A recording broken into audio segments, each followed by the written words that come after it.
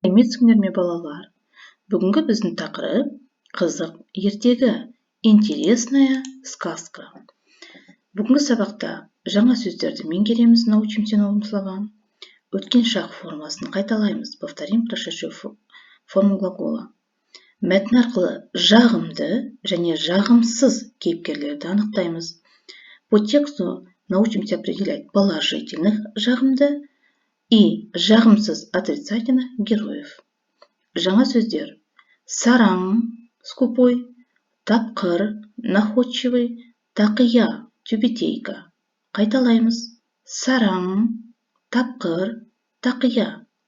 Обратите внимание на специфические звуки казахского языка. Сөздерді сөздік дәптерлеріңе жазып, есте сақтаңдар. Есте сақта, запомните, ребята. На прошлом уроке мы с вами проходили прошедшее время глагола. Өткен шақ образуется с помощью суффикса т в казахском языке и суффикса д. Отвечает на вопросы не стеды, что сделал. Посмотрите, даже в самом вопросе присутствует суффикс прошедшего времени. Не стеды. Вопрос задается в прошедшем времени. Мысалы, мен тіктім, тік корень, т показатель прошедшего времени, то есть суффикс, м личное окончание, краткое личное окончание. Сен тіктің окончание ң второго лица, и ол тікті отсутствует окончание, то есть нулевая форма окончания. Тіктім, я шил, сен тіктің, ты сшил, ол тікті, он сшил. Келесі мысал: мен істедім. Здесь пример с суффиксом д. Мен істедім. Я сделал. М окончание первого лица. Сен істедің. Ң окончание второго лица. Ол істеді нулевая форма окончания. Посмотрите, тренажер. Здесь дано слово без личного окончания. Вы сами должны правильно добавить личное окончание. Мен первого лица, сен второго лица и ол третьего лица. Келесі. Если в первом случае у вас есть корень и суффикс, показатель прошедшего времени, то здесь его нету. Вы сами должны доставить. Здесь только корень слова. Ребята, это для вас тренажер. Потренируйтесь, как образовывать прошедшее время глагола в казахском языке.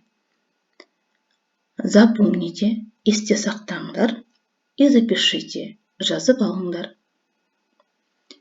10 тақия ертегісі. Сказка о 10 тюбетейках. Бас кейіпкер, главный герой, Алдар көсе және бай. Бай, маған бір тақия тігіп бер. Шей мне одну тюбетейку.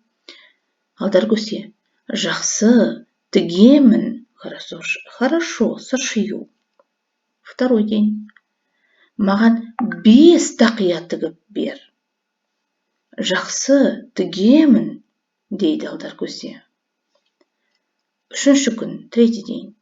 Сараңбай Алдар көсеге 10 тақия тік, 10 тақия тік дейді. Скупой бай говорит Алдар көсе: шей мне 10 тюбетеек. Алдар көсе 10 тақия тікті, сшил. Бай тақияларды киді, надел тюбетейки. Бай. Тақия байдың басына кішкентай болды. Кішкентай болды выражение знакомо, да нам? Они оказались малы для бая. Бай ренжіді. Бай ренжіді. Тоже знакомое слово. Бай неге ренжіді? Почему он обиделся? Өйткені тақия кішкентай болды. Потому что тақия кішкентай. Ребята, знакомая, да, история? На прошлом уроке мы с вами проходили. Портной шил платье для месяца. Там оно тоже оказалось малым. Но какая разница между двумя случаями? Там месяц вырос, и поэтому платье стало маленьким, а здесь Бай из одного маленького полотна, который предназначен для одной тюбетейки, захотел сшить 10 тюбетеек. И поэтому Бай какой? Бай сараң, он скупой. Алдар-Көсе не отказал Баю, выполнил его просьбу. Значит, Алдар-Көсе какой? Тапқыр, находчивый, изворотливый. Хорошо, ребята. Теперь посмотрите, что в этом предложении все глаголы стоят в прошедшем времени. Показатель прошедшего времени суффикс «д». «Деді», «тікті», «киді», «болды», «ренжіді». Они без окончания. Соответственно, все эти предложения стоят в третьем лице. Он тақия ертегісі 52-ші бет 3-ші тапсырма. Мы должны определить положительных жағымды и отрицательных жағымсыз героев, кейіпкерлерді. Бай және Алдар-Көсе. Сен не көрдің? Сен не көрдің? Вопрос в прошедшем времени, показатель прошедшего времени и окончание второго лица. Мен ертегі көрдім. Я посмотрел сказку. Көрдім. Показатель прошедшего времени и окончание первого лица. Бұл қандай ертегі? Ребята, о какой сказке идет речь у нас? Правильно. Бұл он тақия ертегісі. Ертегі не туралы? Алдар-Көсе мен Бай туралы. Бай қандай, балалар? Бай қандай? Бай сараң, скупой. Алдар-Көсе қандай? Алдар-Көсе тапқыр, находчивый. Сараң, скупой, тапқыр, находчивый.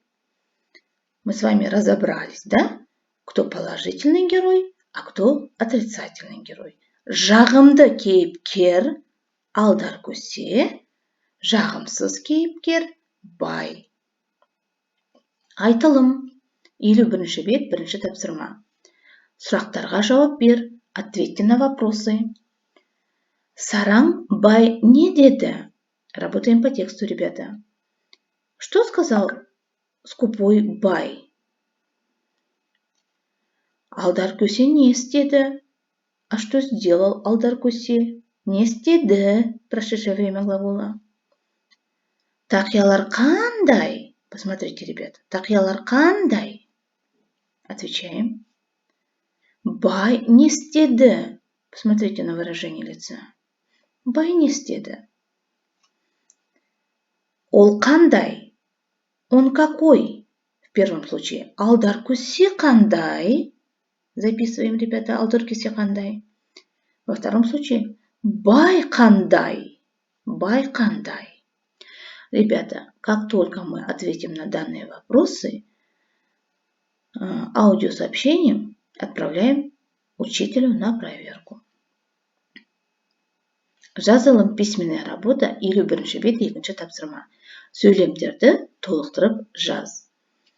Правильно напишите предложение, вместо рисунков подставляя слова. Ребята, если вам все понятно, приступаем к выполнению задания. Балалар, барлығы түсінікті болса, тапсырмаларды орындаймыз. Сау болыңдар, балалар.